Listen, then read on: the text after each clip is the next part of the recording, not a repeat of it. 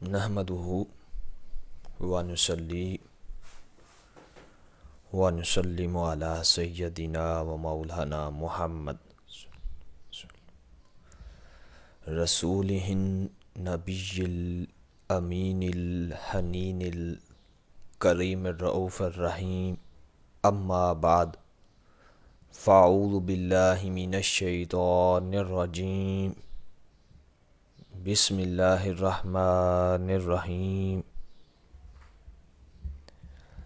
یا ایہا الذین آمنوا کتب علیکم الصیام کما کتب علی الذین من قبلکم لعلکم تتقون صدق اللہ مولانا العظیم۔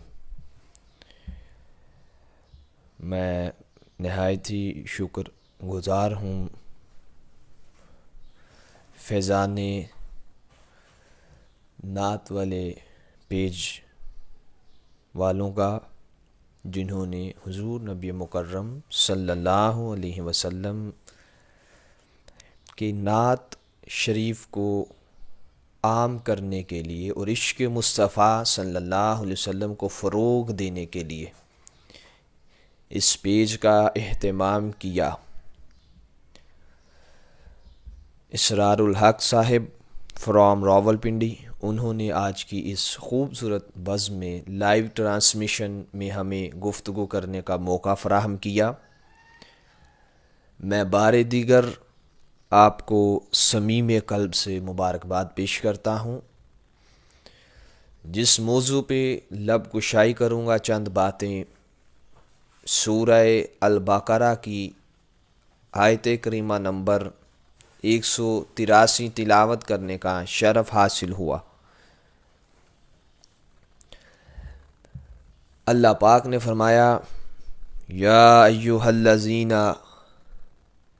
آمنوا کتب علیکم الصیام کما کتب علی الذین من قبلکم لعلکم تتقون۔ اے ایمان والو، تم پر روزے فرض کیے گئے جس طرح تم سے پہلی قوموں پر فرض کیے گئے۔ رمضان کا مہینہ اس لیے دیا گیا، اب یہاں پہ مقصدیت فرضیت صوم بیان ہو رہا ہے کہ روزوں کو فرض کرنے کا مقصد کیا ہے، یہ ماہ سیام ہمیں عطا کرنے کا مقصد کیا ہے، اس کی کاز، اس کا پرپس بیان کیا جا رہا ہے، سبب بیان کیا جا رہا ہے۔ تو اللہ پاک نے فرمایا، اے ایمان والو، تم پر روزے فرض کیے گئے جس طرح تم سے پہلی قوموں پر، سابقہ قوموں پر فرض کیے گئے، لعلکم تتقون، تاکہ تم پرہیزگار بن جاؤ، متقی بن جاؤ، پارسا بن جاؤ، تقوی شیار بن جاؤ، اللہ کا خوف اور خشیت رکھنے والے بن جاؤ۔ اب یہ مقصد ہے رمضان کا۔ یہ پورا ماہ ہمیں ایک کورس کروایا جاتا ہے، یہ پورا منتھ ایک ریفریشمنٹ کورس کے طور پہ ہمیں عطا کیا گیا۔ پھر ایسا رنگ چڑھے، صبغۃ اللہ ومن احسن من اللہ صبغہ، اللہ سے اچھا رنگ کس کا ہے؟ آؤ رنگ چڑھاؤ اس ماہ پاک میں، اللہ کی انوار و تجلیات کا رنگ چڑھاؤ، اللہ کے عشق اور محبت کا رنگ چڑھاؤ، حضور کے عشق اور محبت کا رنگ چڑھاؤ، آقا صلی اللہ علیہ وسلم کے صحابہ کرام کے طریق اور ان کے اسوہ کو اپنی ذات کے اوپر ایسے امپلیمنٹ کرو، اور ان کی ہستیوں کا، اہل بیت اطہار علیہ السلام کی ذوات مقدسہ کے رنگ اپنی ذاتوں پہ چڑھا لو۔ تو یہ مہینہ اللہ کا رنگ چڑھانے کا مہینہ ہے، اخلاق محمدی اپنانے کا مہینہ ہے۔ اس مہینے میں روح کی چنریاں رنگی جاتی ہے۔ تو تقوی جب تک ہاتھ میں نہیں ہوگا، نماز پڑھیں گے فرض ادا ہوگا، روزے رکھیں گے فرض ادا ہوگا، اب تقوی کی اہمیت دیکھیں ذرا اس مقام پہ. آقا صلی اللہ علیہ وسلم نے فرمایا قیامت کے دن بڑے لوگ ایسے ہوں گے جب ان کے نامہ اعمال سے روزے نکالے جائیں گے تو ان روزوں میں فقط بھوک اور پیاس ہوگی. صحابہ نے پوچھا یا رسول اللہ صلی اللہ علیہ وسلم آقا وہ کون سے لوگ ہیں؟ تو آقا نے فرمایا جو روزہ رکھ کے غیبت، چگلی، جھوٹ، اب آگے میں اس کی بریکٹ میں لا کے انورٹڈ کاما میں ڈال کر حسد، اناد، کینے والا دل رکھتے ہیں، جھوٹ اور چگلی سے جو غیبت سے نہیں بچتا، اللہ پاک کو ایسے روزہ دار کی آقا فرماتے ہیں روزے کی حاجت نہیں، اور قیامت کے دن ان کے نامہ مال میں سے فقط بھوک اور پیاس نکلے گی، کیونکہ انہوں نے روزے کا جو مقصد تھا تقوی اس سے محروم رہے. اب تقوی نام ہے شریعت کے ایک ایک امر کو، ایک ایک حکم کو فالو کرنے کا. تقوی نام ہے شریعت نے جس کام سے روکا اس سے رک جانا، جس کا حکم دیا اس کا اپنا لینا. قرآن نے کہا آنکھیں جھکا کے چلو، یہ تقوی ہے. قرآن نے کہا شراب نہ پیو، یہ تقوی ہے. قرآن نے کہا غیبت نہ کرو، یہ تقوی ہے. قتل حق نہ کرو، یہ تقوی ہے. جس چیز سے قرآن روکتا ہے، جھوٹ نہ بولو اللہ کی لعنت ہے، اس سے بچنا، یہ تقوی ہے. اور قرآن کہے نماز پڑھو، اللہ کے قریب آ جاؤ، زکوٰۃ صدقات و خیرات ادا کرو، واجبات ادا کرو، فرائض ادا کرو، حرام سے رک جاؤ، حلال کماؤ. جس کام کا شریعت حکم دے اس کو اپنا لینا، اور جس کام سے شریعت منع کر دے، روک دے، اس سے رک جانے کا نام تقوی ہے. تو گویا رمضان ادا کرنے کا مقصد، رمضان ہمیں عطا کرنے کا مقصد، رمضان دینے کا مقصد، روزے دینے کا مقصد، روزہ فرض کرنے کا اونلی ایک ہی مقصد تھا کہ انسان تقوی کے مدارج طے کرے، تقوی کی منازل طے کرے، پائٹی کی منازل طے کرے، اور اتنا متقی ہو جائے کہ اگر اندھیروں میں تنہائیوں میں بیٹھا ہو تو رب کا خوف غالب ہو، اگر سرعام بازار میں چلے تو سر جھکا کے چلے. اب اس کو آپ اپنی ساری زندگی میں امپلیمنٹ کر کے دیکھ لیں کہ اس ماہ پاک سے ہم کتنا تقوی حاصل کرتے ہیں، اس ماہ پاک میں ہم کتنا جھوٹ اور غیبت اور چگلی سے بچ کر اپنے تقوی کی حفاظت کرتے ہیں، اس ماہ پاک میں ہم کتنا حرام خوری سے بچتے ہیں. ہاں اب سوال یہ ہے ہم تو روزہ رکھتے ہیں پھر تقوی کیوں نہیں ملتا؟ اسی سوال کو قرآن کے دوسرے اینگل سے جواب دیتا ہوں. قرآن پاک نے فرمایا ان الصلاۃ تنہا عن الفحشاء والمنکر او کما قال، بے شک نماز برائی اور بے حیائی سے روکتی ہے. اب بڑے نمازی ایسے ہیں الا ماشاء اللہ، چند ایک نمازی ایسے ہوں گے جو نماز پڑھ کے برائی اور بے حیائی سے رکتے ہوں گے. جبکہ قرآن نے کہہ دیا کہ نماز برائی اور بے حیائی سے روکتی ہے. ہاں اب ہماری نماز نہ ہمیں برائی سے روک رہی ہے نہ بے حیائی سے. وجہ کیا ہے؟ ہم نے فرض ادا کیا ہے، نماز کی تہ کو اور اس کی ڈیپتھ کو نہیں سمجھا، اس کی حقیقت کو نہیں سمجھا، اس کے اسرار و رموز سے واقف نہیں ہوئے. نماز کے اندر جو اسرار ربانی تھے، اللہ کے اسرار تھے، اس سے ہم محروم رہے. تو نماز نے ہمیں برائی اور بے حیائی سے روکنے کا سبق تو دیا، ہم نے وہ سبق لیا نہیں. اب جب ہم نماز پڑھ کے شاپ پر بیٹھ کر دودھ میں پانی ملاوٹ کر کے بیچیں گے تو ہم نے نماز سے کیا سیکھا؟ ہم نے فقط فرض ادا کیا، رکوع و سجود کیے. ہمارے پاس نماز کا تقوی نہیں تھا. اگر تقوی ہوتا نماز کے ساتھ تو ہم کبھی برائی اور بے حیائی کا کام سر انجام نہ دیتے. یہ فرق ہے. اور تقوی ایک ایسی دولت ہے، آقا صلی اللہ علیہ وسلم نے سنن ابن ماجہ میں حضرت ابو ہریرہ سے فرمایا، اور انہی سے حدیث پاک بھی مروی. آقا نے فرمایا یا ابا ہریرہ کن وارعا تکن عابد الناس، اے ابو ہریرہ تقوی شعار بن جا، متقی بن جا، اس لمحے تو سب سے بڑا عابد شمار ہوگا.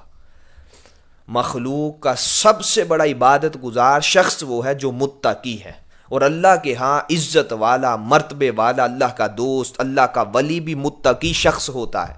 کہیں نہیں فرمایا نماز پڑھنے والا اللہ کا دوست، صدقہ دینے والا اللہ کا دوست، حج کرنے والا اللہ کا دوست، مسلمان اللہ کا دوست، مومن اللہ کا دوست۔ قرآن میں یہ دعویٰ نہیں ہوا۔ دوستی کا جو اللہ پاک نے تعلق اور ریلیشن بیان کیا ہے، اللہ پاک نے فرمایا سورہ توبہ میں ان اللہ یحب المتقین، بے شک اللہ تقوی رکھنے والوں سے محبت کرتا ہے۔ پھر اللہ پاک نے سورہ الانفال کی آیت کریمہ نمبر 34 میں اپنی ولایت اور تقوی کو ایک مقام پہ بیان کیا۔ اللہ پاک نے فرمایا ان اولیاؤہ الا المتقون، نہیں کوئی دوست اللہ کا سوائے متقین کے۔ اللہ کی دوستی، اللہ کا قرب، اللہ کی ولایت، یہ تقوی شیار لوگوں کو ملتی ہے، اور اللہ کے ہاں سب سے معزز بھی وہی شخص ہے جو متقی ہے۔ سورہ حجرات کی آیت کریمہ نمبر 13 میں اللہ پاک نے ارشاد فرمایا ان اکرمکم عند اللہ اتقاکم، بے شک تم میں سے سب سے زیادہ اللہ کے نزدیک، اللہ کے قرب والا، اکرم، یہ سپرلیٹو ڈگری ہے قرآن کی، اس میں تفضیل، اور ادھر سے اتقا، وہ بھی سپرلیٹو ڈگری، اس میں تفضیل، اللہ کے سب سے زیادہ قریب، حسب والا نہیں، نسب والا نہیں، مال والا نہیں، دولت والا نہیں، جاہ و منصب والا نہیں، اقتدار والا نہیں، سرخ نہیں، سفید نہیں، کالا نہیں، اچھے لباس والا نہیں، سب چیزوں کی نفی کر کے اللہ پاک نے فرمایا جو لباس تقوی پہنے گا اور جتنا کوئی زیادہ مجھ سے ڈرے گا، اللہ پاک نے فرمایا اتنا میرے ہاں وہ عزت والا ہوگا، اتنا وہ میرے ہاں معزز ہوگا۔ اب آپ دیکھتے چلے آئیں 258 مقامات ہیں قرآن کے جہاں تقوی کا ذکر ہوا، جہاں اللہ کے خوف اور خشیت کا ذکر ہوا، جہاں آداب شریعت کی حفاظت کرنے کا ذکر ہوا۔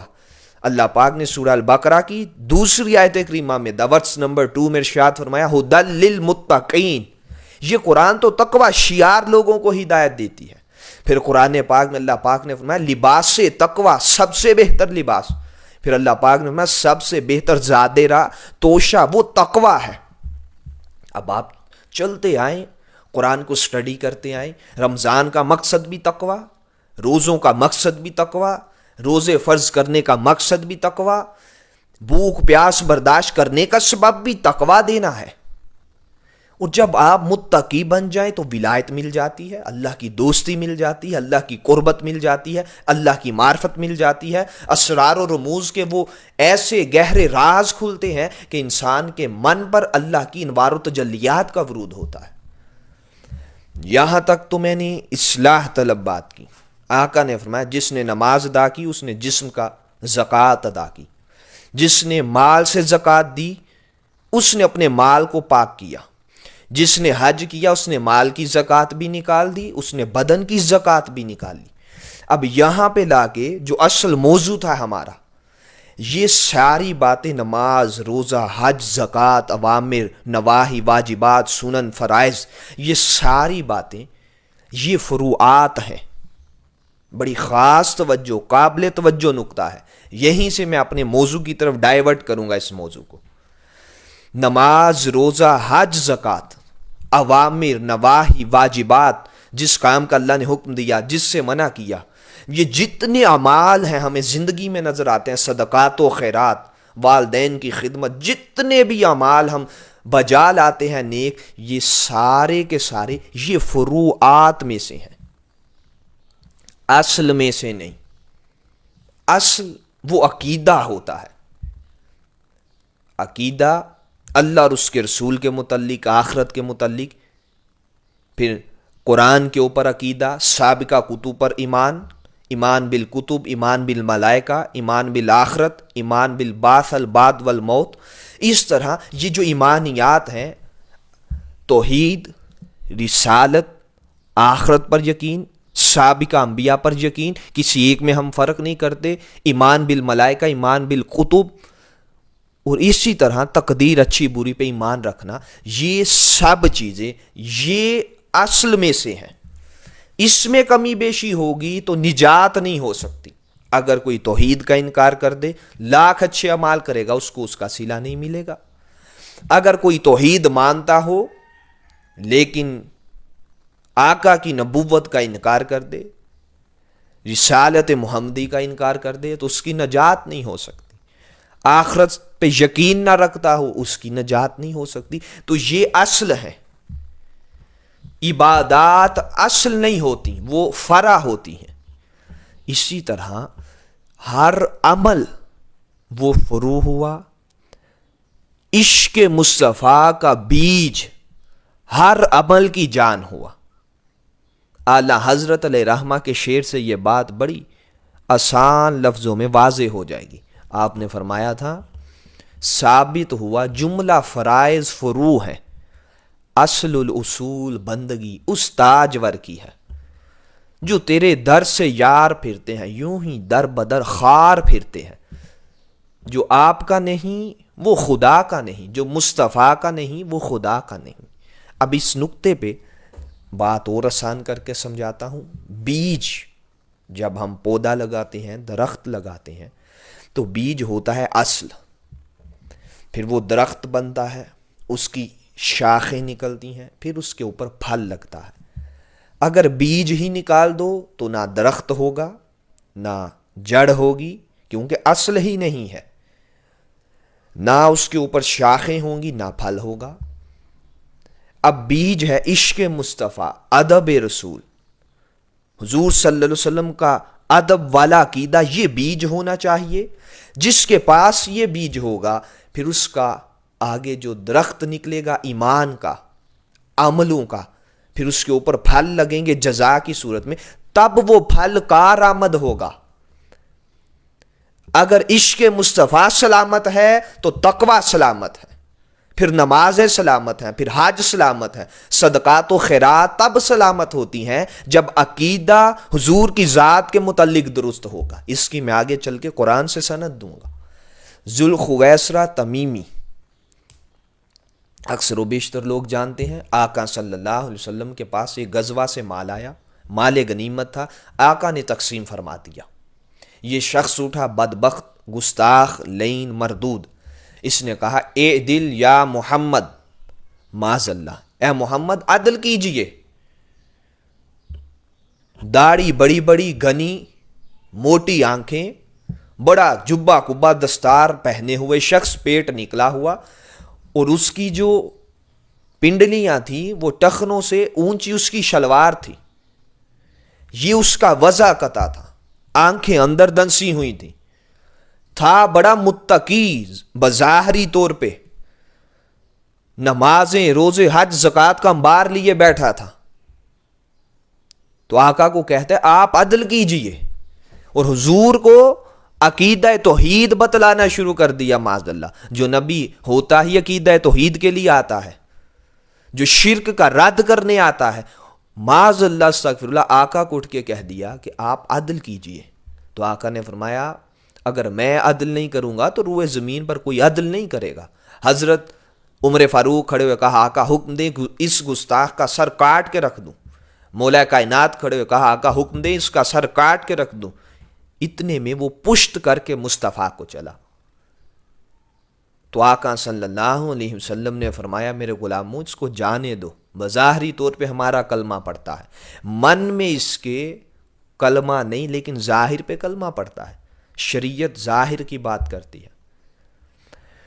بات یہاں سے اصل بتانے کا مقصد یہ ہے، آقا صلی اللہ علیہ وسلم نے خود فرما دیا صحابہ کو، یہ دیکھو اس کی نسل سے اسی طرح کے لوگ آئیں گے جو بڑی بڑی داڑیاں بھی رکھیں گے، آنکھیں اندر دنسی ہوں گی، گال موٹے ہوں گے، وہ سر منڈاتے ہوں گے۔ آقا نے سارا وضاقتہ بیان کیا۔ آقا نے فرمایا میرے صحابہ یاد رکھ لو، اگر تم ان کے سامنے خود کو پاؤ گے تو ان کی نمازیں بہت زیادہ ہوں گی تم سے، ان کی تسبیحات بہت زیادہ ہوں گی، یہ اللہ اللہ بڑی کرتے ہوں گے، یہ خدا خوفی بھی رکھتے ہوں گے، روزے اتنے رکھیں گے۔ صحابہ تم اپنی نمازوں روزوں کو ان کے سامنے کم تر پاؤ گے، اپنی عبادات کو ان کے سامنے کم پاؤ گے۔ لیکن تھا وہ گستاخ، اس کا ایک عمل بھی اس کو بچا نہیں سکتا، کیونکہ اس کے من میں اصل عشق مصطفیٰ نہیں تھی، ادب رسول نہیں تھی. اگر نجات فقط عملوں پر ہونی ہے تو پھر اس کے تو عمل صحابہ سے زیادہ تھے. عقیدہ صحابہ والا نہ ہو، عمل لاکھ بھی ہوں، اللہ پاک ان عملوں کو جہنم میں نچلے گڑھے میں پھینکے گا، اس شخص کو بھی جہنم کے سب سے نچلے گڑھوں میں پھینکے گا. اب میں قرآن سے اس پورے قضیے کی سند دیتا ہوں. اللہ پاک نے فرمایا ان الصفا والمروۃ من شعائر اللہ، بے شک صفا اور مروہ جس کی حاجی سعی کرتا ہے، عمرہ کرنے والا جس کے گرد 7 چکر کاٹ کے اس کی سعی کرتا ہے، جہاں حضرت ہاجرہ سلام اللہ علیہا باغی تھیں 7 دفعہ، ان کی یاد میں صفا و مروہ کی سعی کرنا یہ اللہ کے شعائر میں سے ہے، اللہ کی نشانیوں میں سے ہے. قربان جائیں، اللہ پاک اپنے خاص بندوں کی نشانیوں کو اپنی نشانیاں کہہ رہا ہے.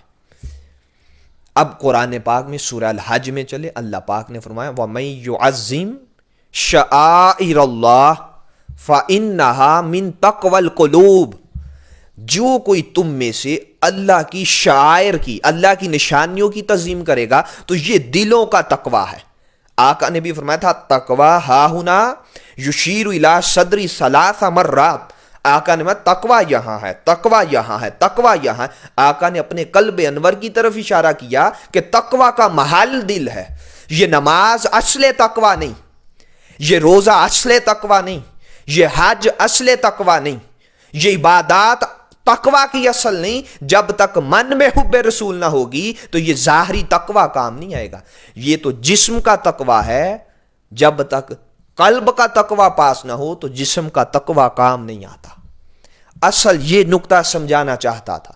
لوگوں کے اس جانسے میں نہ کبھی پھنسنا کہ بڑی بڑی نمازیں پڑھ کے جانسا دیں. عقیدہ چیک کرنا صدیق اکبر والا ہے کہ نہیں، عمر فاروق والا ہے کہ نہیں، عثمان غنی والا ہے کہ نہیں، کہیں ذوالخویسرہ تمیمی کے نقش قدم پر تو نہیں چل رہا، کہیں اس گستاخ بدبخت والا عقیدہ تو نہیں رکھ رہا.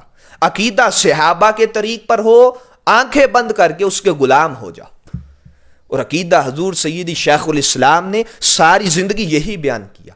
آپ نے 40 سال ہو گئے عشق مصطفیٰ، ادب مصطفیٰ، نسبت مصطفیٰ، یگانگت مصطفیٰ، معرفت مصطفیٰ، نسبت مصطفیٰ اور آقا صلی اللہ علیہ وسلم کے عشق اور محبت اور ادب کا درس دیا ہے. اور امت مسلمہ کو آج کے دور میں جو لوگ نماز روزے کے جان سے دے کر ان کو تقوی کی بات کرتے تھے، آپ نے قرآن و حدیث کے دلائل سے بتایا ہے یہ ظاہری تقوی ہے. ایک تقوی باطن بھی ہوتا ہے، جس کے پاس باطن کا تقوی ہوگا ظاہری تقوی اسی کا کام آئے گا.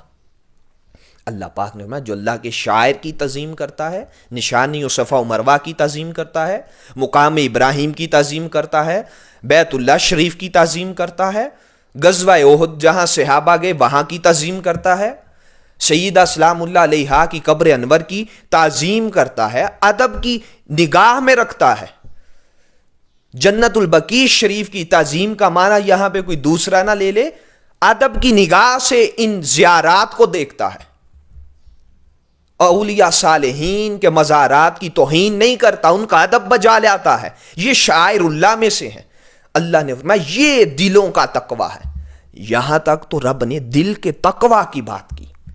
میں ایک ایک آیت قرآن کی سامنے رکھ رہا ہوں، نہ ہم کوئی کہانی سنا رہے ہیں، نہ قصہ سنا رہے ہیں، نہ یہ منہاج القرآن کا طریق ہے. یہ حضور سیدی شیخ الاسلام کا فیض ہے جو آقا صلی اللہ علیہ وسلم کی نگاہ کرم سے آپ کو ملا ہوا ہے، اور ہم آپ کے ادنا سے خوشاچی ہیں. ہم حضور شیخ الاسلام مدہ ذلہ العالی کی تعلیمات کو عام کرنے کی ایک حقیر سی کوشش کر رہے ہیں آج کے دور میں. اب یہاں تک تو میں بھی قرآن کے ساتھ چلتا آیا. اب آخری نقطہ تقوی اور ادب رسول، سورہ حجرات شروع کی جو آیات ہیں ان کو آپ سٹڈی کر کے دیکھ لیں. اللہ پاک نے فرمایا اے ایمان والو، یا ایھا الذین آمنوا لا تقدموا بین یدی اللہ ورسولہ، اے ایمان والو اللہ اور اس کے رسول پر کبھی قدم نہیں بڑھانا اگر تم اللہ سے ڈرتے ہو. یہ تقوی ہے، یہ اصل تقوی ہے، یہ ایمان کی اصل ہے، یہ تقوی کی اصل ہے. یہی وہ بیج تھا جس کی طرف میں نے اشارہ کیا. ادب رسول کا بیج من میں ہو تو ظاہری تقوی کام آتا ہے, اور اگر ادب رسول والا بیج من میں نہ ہو تو لاکھ نمازیں بھی برباد جاتی ہیں, جہنم کا ایندھن بن جاتی ہیں. اللہ پاک نے فرمایا بے شک جو لوگ میرے محبوب صلی اللہ علیہ وسلم کی بارگاہ میں اپنی آوازوں کو پست رکھتے ہیں, نیچا رکھتے ہیں, دھیما رکھتے ہیں, اولئک الذین امتحن اللہ قلوبہم للتقوی, یہ بھی سورہ حجرات کی آیت کریمہ. اللہ پاک نے فرمایا ایسے لوگوں کا دل, صحابہ اکرام جو عاجز ہو گئے میرے محبوب کی بارگاہ میں, محبوب کو اونچی آواز تو دینا دور کی بات, آقا کے گھر جاتے در دولت پر دستک دینے کی اگر کبھی نوبت آتی. اس کو فتح الباری کے اندر شارح بخاری علامہ ابن حجر اسقلانی علیہ رحمہ نے لکھا ہے, صحابہ اپنے ناخنوں کے پوروں کے ساتھ یوں آقا کا در دولت پر دستک دیتے کہیں آقا صلی اللہ علیہ وسلم کے رام میں خلل واقع نہ ہو جائے. جب صحابہ اکرام صدیق اکبر عمر فاروق آقا کو بلاتے, کان میں سرگوشی سے بات کرتے, کہیں اونچی آواز سے محبوب پر آواز نہ اونچی ہو جائے.